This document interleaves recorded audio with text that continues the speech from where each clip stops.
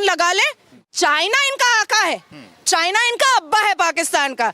जब चाइना में मस्जिदें तोड़ करके बाथरूम बनाया जाता है तब ये पाकिस्तान वाले भी चुप रहते हैं और असदुद्दीन अवैसी भी चुप रहते हैं। मुसलमान महिलाएं आज़ादी की का जश्न मना करके घुंघरू तोड़ रही हैं और मुसलमान पुरुष चूड़ियां तोड़ रहे हैं। समझ नहीं आ रहा है उनको। हाय अब क्या करेंगे, अब कैसे इनको टारगेट करेंगे, अब कैसे इनको हलाला करेंगे, अब कैसे इनको परफ्यूम लगाने पे प्रोस्टिट्यूट बोलेंगे, अब कैसे इन पर पाबंदियां लगाएंगे, अब 14 साल की बच्ची से निकाह का मजा कैसे लेंगे। तो चूड़ियां तोड़ने दीजिए ना, मजा आता है मुझे देखने में। भाई तू मेरी छाती मत देखना, तू मेरा चेहरा देखना। छाती क्यों देखता है, और अपनी नजरें नीची कर ले, अपनी नजर में शर्म ले आ, तो तुझे फिर मेरे पर्दे का एहसास ही नहीं होगा। जाकर पूछो चाय वाले से संघर्ष क्या होता है, पेट की भूख क्या होती है, पसीना क्या होता है, छत का एहसास क्या होता है, जाड़े में कंबल का एहसास क्या होता है। ये कोई गरीब व्यक्ति का बेटा ही बता सकता है जो बैठा है ना बड़े से चेयर पर, जिसका नाम नरेंद्र दामोदर दास मोदी है। शेर के झुंड में शेर रहता है, कुत्तों के झुंड में कुत्ता रहता है। क्या बात कह रहे हैं आप।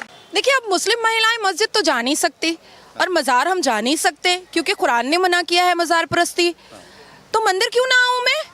इस्लाम किसी के बाप की बपौती तो है नहीं, किसी के बाप की जागीर तो है नहीं कि कोई एक दाढ़ी टोपी वाला आएगा और मुझे कहेगा कि नाजिया ने पूजा कर दिया तो अब नाजिया मुसलमान नहीं है या नाजिया अपना नाम चेंज कर लो।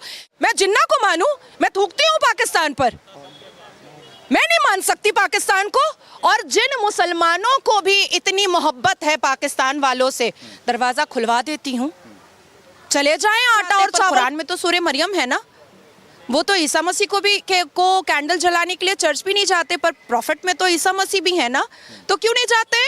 फिर कुरान से सूरह मरियम हटा दिया जाए ना, क्योंकि सूरह मरियम तो पढ़ाया जाता है। और ख़ास करके मुस्लिम महिलाएं जब प्रेग्नेंट होती हैं तो उनको कहा जाता है कि सूरह मरियम पढ़ें ताकि लेबर पेन में आराम होगा। और भी बहुत सारी चीज़ें बताई जाती हैं। तो जब सूरह मरियम हम कुरान में पढ़ सकते हैं तो हम चर्च क्यों नहीं जा सकते हैं। और मैं कहना चाहती हूँ कि काफिर बोलना ना बंद कर दें, ये धर्म के ठेकेदार हिंदुओं को बंद कर दें, क्योंकि ये जो सनातन धर्म है ना, इसने हमेशा माफ़ी की बात कही है, इसने हमेशा अच्छाई की बात कही है, इसने हमेशा इंसानियत की बात कही है। जिहाद, तलाक, ये सारी बातें नहीं कही है सनातन धर्म ने। तो मैं क्यों ना मानूं इस धर्म को। और देखिए इस्लाम किसी के बाप की बपौती तो है नहीं, किसी के बाप की जागीर तो है नहीं कि कोई एक दाढ़ी टोपी वाला आएगा और मुझे कहेगा कि नाजिया ने पूजा कर दिया तो अब नाजिया मुसलमान नहीं है या नाजिया अपना नाम चेंज कर लो। मेरा नामकरण करने वाले, मेरा नाम रखने वाले ये कौन नए लोग हैं, मैं तो इनको नहीं जानती। मेरा नाम मेरे माता पिता ने रखा है और इस नाम के साथ और इस इस्लाम धर्म के साथ मैं हनुमान मंदिर भी जाऊँगी, मैं शिव मंदिर भी जाऊँगी, मैं सब कुछ करूँगी, मैं गंगा स्नान भी करूँगी, सब कुछ करूँगी। मैं देखना चाहती हूँ कि वो कौन धर्म के ठेकेदार हैं जो ना कुरान मानते हैं ना और सिर्फ हदीस और जिन्ना के बनाए हुए 1937 के शरिया लॉ को मानते हैं। मैं क्यों मानूंगी, मैं नहीं मानूंगी जिन्ना के बनाए हुए 1937 के शरिया लॉ को। और मुझे कोई मानने पर मजबूर भी नहीं कर सकता है। मौलवी भी नहीं, मौलवी भी नहीं। मैं जिन्ना को मानूं, मैं थूकती हूँ पाकिस्तान पर, मैं नहीं मान सकती पाकिस्तान को। और जिन मुसलमानों को भी इतनी मोहब्बत है पाकिस्तान वालों से, दरवाजा खुलवा देती हूँ, चले जाएं आटा और चावल का लाइन लगा ले। हिंदुस्तान में वंदे मातरम अगर ना बोल सकते हैं, हिंदुस्तान के नेशनल एंथम पर अगर खड़े नहीं हो सकते हैं, हिंदुस्तान के संविधान को अगर मुसलमान नहीं मान सकते हैं, तो आपके बाप की बपौती या अम्मा का जहेज नहीं है हिंदुस्तान। इस भूमि पर और इस धरती पर अगर रह रहे हैं, यहाँ से कमा रहे हैं, यहाँ पर सुरक्षित है, तो इस भूमि और इस धरती को सम्मान देना पड़ेगा, मान देना पड़ेगा, मर्यादा देना पड़ेगा। भारत में G20 समिट हुआ, सक्सेसफुल हुआ यहाँ पर, लेकिन इसका असर पाकिस्तान में दिखाई दिया। नरेंद्र मोदी सऊदी के प्रिंस से जब गले मिल रहे थे तो पाकिस्तान में एक तरफ पसीना छूट रहा था। कैसे देखते हैं इसे आप? देखिए मुझे टारगेट करना आसान है। क्यों नहीं कोई फतवा अभी 24 घंटे में आया सऊदी के प्रिंस खुर्शीद साहब के लिए? क्यों नहीं फतवा आ रहा है दुबई के शहजादे के लिए? वहाँ तो 72 एकड़ की मंदिर बन रही है और गले मिल रहे हैं खुर्शीद साहब। अब बताएं, कोई फतवा बताएं, क्योंकि खुर्शीद साहब कभी भी हिंदुस्तान के मुसलमानों को मुसलमान मानते ही नहीं है। देखिए मैं अपने 5 पुश्त के बारे में बता सकती हूँ, नाना नानी दादा दादी, पर क्या पता मेरा छठा पुश्त सनातनी होगा, क्या पता हम कन्वर्टेड मुसलमान होंगे। ये भी तो हो सकता है ना, क्योंकि 4,500 साल पुराना तो यही धर्म था ना। देखिए हमने मैं केरला विजिट की थी 2019 में, टीपू सुल्तान के बच्चों को देखा बर्तन मांजते हुए। पश्चिम बंगाल और लखनऊ में देखा नवाब वाजिद अली शाह के बच्चों को पतंगे बनाते हुए 10 पैसा पर। औरंगजेब ने कई मंदिरें तोड़ी, ठीक है, सम्राट अकबर ने राजपूतों को मारा। सूर्य उसकी पूजा करते हैं ना हम, चंद्रमा उसकी पूजा करते हैं ना, अग्नि उसकी पूजा करते हैं ना, मिट्टी उसकी पूजा करते हैं ना, पेड़ पौधे उसकी पूजा करते हैं ना। सनातनी सबको खत्म करने की हिम्मत है, ताकत है, करके दिखाए तो, करके दिखाए। तो क्या लग रहा है ये पाकिस्तान का जो पसीना छूट रहा है एक तरफ, और उस दूसरा अपने देश में भी इसका विरोध किया जा रहा है। G20 सक्सेसफुल तो हो चुका, लेकिन उसकी जो निगेटिव बातें हैं वो सिर्फ दिखाई जा रही हैं भारत के अंदर भी। क्या कहेंगे इसके बारे में? क्या नेगेटिव बातें हैं मुझे बताइए ना। अब बारिश हो गया, पानी भर गया वहां पर मंडपम में, बोल रहे हैं क्या मोदी जी का सारा जो पैसा खर्चा किया था सब दिखाई दे दिया इसमें। देखिए हर इंसान के पास जब वो सुबह उठता है ना, तो उसके पास उसकी ज़िंदगी का एक होमवर्क होता है। मेरा होमवर्क होता है मैं सुबह उठूंगी, योगा करूंगी, उसके बाद मैं रेडी होंगी, मैं कोर्ट जाऊंगी। तो उसी तरीके से यहाँ पर रहने वाले और पाकिस्तान में रहने वाले का एक होमवर्क है, मुंह से जहर उगलना।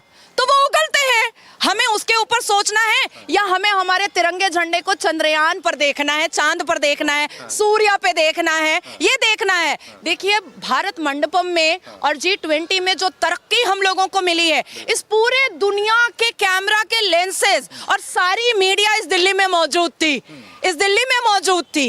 इसके बारे में वो बात नहीं कर पाएंगे ना, क्योंकि यही जो खुराफात का चूरन वो देते रहते हैं, यही जो जहर उगलना है, ये आज से थोड़ी चल रहा है, ये तो आपका 1500 साल से चल रहा है। अच्छा 1500 साल से चल रहा है। पाकिस्तान के लोग भी यही बोल रहे हैं ना कि हम भी परमाणु शक्ति हैं, हमें नहीं इनवाइट किया G20 में, बहुत गलत किया भारत ने। क्या कहेंगी फिर आप?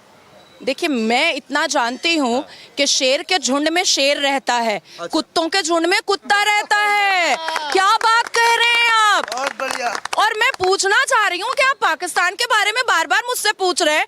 हमसे लिया हुआ में वो जमीन चला नहीं पा रहा है, लोगों को वहां पर फाका कशी करवा रहा है, भूख मरवा रहा है, वहां पर छोटी छोटी बच्चियों को निकाह मुत्ता के नाम पर कंधे पे उठा करके बलात्कार कर रहा है, नौकरियां नहीं दे पा रहा है, फ्रांस से लेकर के सारे देश उनके पासपोर्ट को फेंक रहे हैं, उनका आना जाना बंद करवा रहे हैं। बड़े आए मस्जिदों में बम लगाते हैं, वहां कहते हैं मस्जिद अल्लाह का घर है।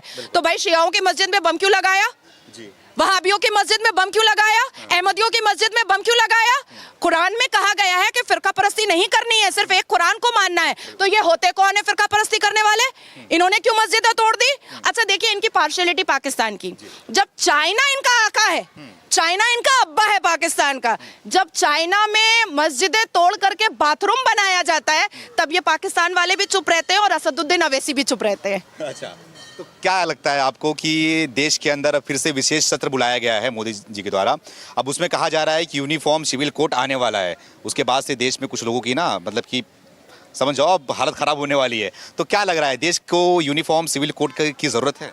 मुसलमान महिलाएं आज़ादी का जश्न मना करके घुंघरू तोड़ रही हैं और मुसलमान पुरुष चूड़ियां तोड़ रहे हैं। समझ नहीं आ रहा है उनको। हाय अब क्या करेंगे, अब कैसे इनको टारगेट करेंगे, अब कैसे इनका हलाला करेंगे, अब कैसे इनको परफ्यूम लगाने पे प्रोस्टिट्यूट बोलेंगे, अब कैसे इन पर पाबंदियां लगाएंगे, अब 14 साल की बच्ची से निकाह का मजा कैसे लेंगे। तो चूड़ियां तोड़ने दीजिए ना, मजा आता है मुझे देखने में। क्यों तकलीफ क्यों हो रही है? यूनिफॉर्म सिविल कोड अगर आ रहा है, देश है, एक कानून होना चाहिए, तो तकलीफ किस बात की? ये बोलते हैं कि हमारे शरीयत के खिलाफ है, हम इस्लाम के जो शरीयत हमारा बोलता है उसे मानेंगे, हम नए कानून को नहीं मानेंगे।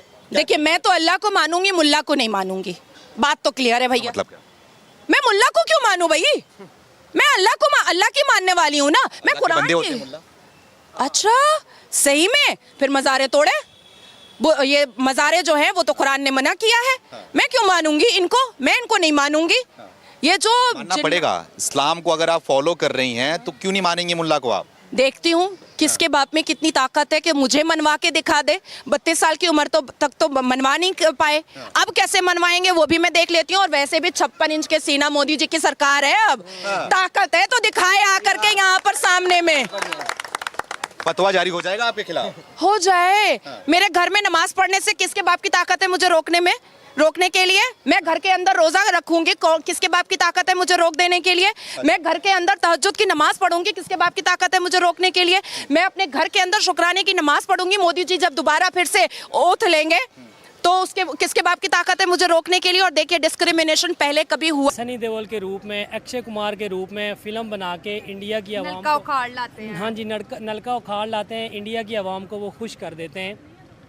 मेरा पूरी इंडिया की जो फिल्म इंडस्ट्री है उनको एक सिंपल सी रिक्वेस्ट है कि वो मोदी को एज अ कॉमेडियन हायर कर दें। यकीन जाने वो बहुत अच्छी कॉमेडी करेंगे, अच्छा, उनकी फिल्म जो होगी वो टॉप ट्रेंड पे जाएगी, क्योंकि ऐसी कॉमेडी सिर्फ मोदी साहब ही कर सकते हैं, बाकी कोई नहीं कर सकता। मुझे वो प्यार है उन इंडियन से जो वेल एजुकेटेड हैं और जो समझते हैं कि मोदी इस वक्त किस बयानी के साथ चल रहा है। वल्लाह मैं आपको कह सकता हूँ, पाकिस्तान के एजुकेटेड लोग, इंडिया के वेल एजुकेटेड लोग किसी किस्म का कोई इंतशार नहीं चाहते होंगे।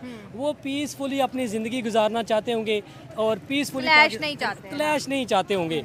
लेकिन चूँकि मोदी पॉलिटिकल एक पार्टी है, उसने अपना एक नज़रिया बनाया हुआ है, उसको पाकिस्तान के ख़िलाफ़ बात करने के अलावा वोट नहीं मिलेंगे। ये क्लियर चीज़ है। मैं यकीन जाने कि कई मेरे इंडियंस भी जानने वाले हैं, दोस्त भी हैं, उसके अलावा कई लोग ऐसे भी आपने देखा होगा इंडिया में कितनी पॉजिटिव सोचते हैं, कितनी पॉजिटिव उनकी थिंकिंग है, क्योंकि वो वेल एजुकेटेड हैं। और यही वो वजह है कि इंडिया के जो मोस्ट ऐसे लोग हैं जो पढ़े लिखे हैं और जानते हैं कि क्या चीज़ है, किस चीज़ के क्या साइड इफ़ेक्ट्स हैं। आप देखें उन्होंने ड्रोन फेंके, उसके बदले में पाकिस्तान ने क्या हाल किया। तो अगर आप किसी को हमला करोगे तो वो सामने तो ऐसे तो नहीं बैठा हो गया, आओ बैल मुझे मार, ऐसे तो बैठे। फिजिक्स का भी कानून है ना, एक्शन का रिएक्शन होता है। रिएक्शन होता ही है। तो जाहिर सी बात है। और दूसरी बात यह है कि आपको अगर किसी चीज़ के बारे में मालूम हो ना, अब जैसे उनका पुलवामा अटैक हुआ, उनको पता ही नहीं है ये किसने किया है, मतलब ये कोई एविडेंस ही नहीं है कि कुछ पाकिस्तान में रहने वाले लोगों ने किया है, या कि वो कह रहे हैं कि दहशतगर्द की तंजीमों ने किया है। दहशतगर्दी तंजीमों ने किया है तो आपके इलाके में वो दाखिल कैसे हुए? आपको अपनी सिक्योरिटी पे अपना मतलब बार बार यही सवाल है कि पहलगाम टेरर अटैक में सबसे बड़ी गलती सिक्योरिटी की है। सिक्योरिटी की है। देखें सिक्योरिटी की नहीं है तो वहाँ पे दाखिल कैसे हुए? टफ सिक्योरिटी है कि टूरिस्ट भी 4 चेक पोस्टों पे खुद को चेक करवा के ऐसा ही जा है। रहे हैं। आपने 4 कहा, मैंने तो 5 से 6 सुनी है कि वो चेकिंग होके ना फिर आगे टूरिस्ट आगे जाते हैं। जब टूरिस्ट 4 से 5 चेकिंग होके जाते हैं, इतनी असले के साथ बंदे चले गए और उनको नाम पूछ के उनको मारते रहे, ये it's just a film.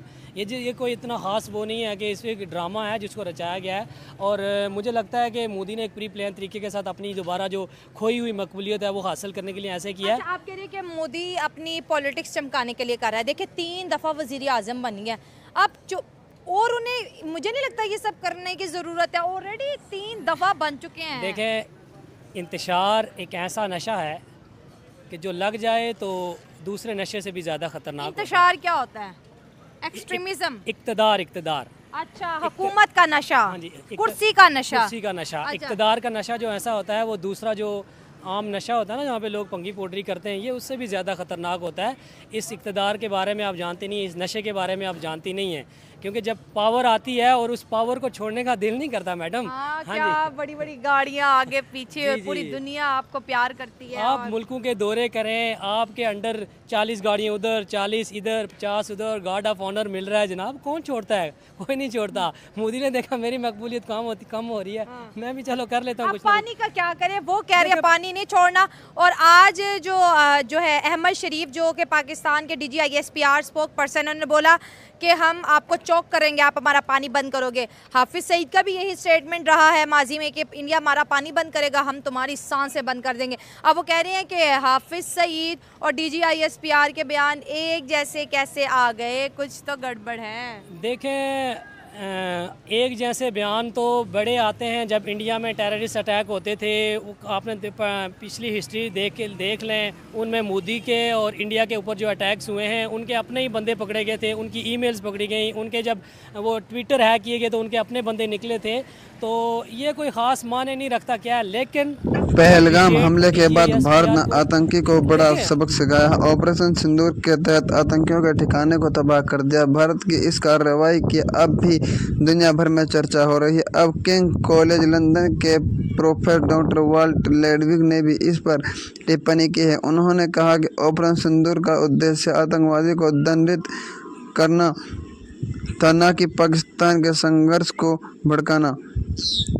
Welding ने आगे कैबिनेट फोर्स ऑपरेशन सिंदूर और भारतीय प्रत्युष्टता का भविष्य में कहा कि भारत ने कार्रवाई करते हुए समय सवे बराता और आतंकवादियों को कड़ा सबक सिखाया। ऑपरेशन सिंदूर ने भारतीय वायुसेना द्वारा पिछले दशक में विकसित की गई क्षमताओं को प्रदर्शित किया, जिसे पिछले दशक में विकसित किया गया। साथ ही साथ कहा कि परमाणु युग में ये एक अनोखी उदाहरण है जहां एक दो परमाणु हथियार संपन्न देशों ने इस तरह से लड़ाई में हिस्सा लिया जिसमें भारतीय युवाओं ने अपनी क्षमता को दिखाया है। इनके अलावा उन्होंने पहलगाम आतंकी को बालाकोट हवाई हमलों का भी जिक्र करते हुए कहा कि साल 2019 में इस तरह से निर्णायक क्षण ये बात ही सुनियोजित और सुनियोजित था जो कि हमारे पास ऐसा नहीं। 1960 के दशक में अंत के रूप में और चीन ने लड़ाई लड़ी, यह जमीन पर था, लेकिन ये एक नया क्षेत्र परमाणु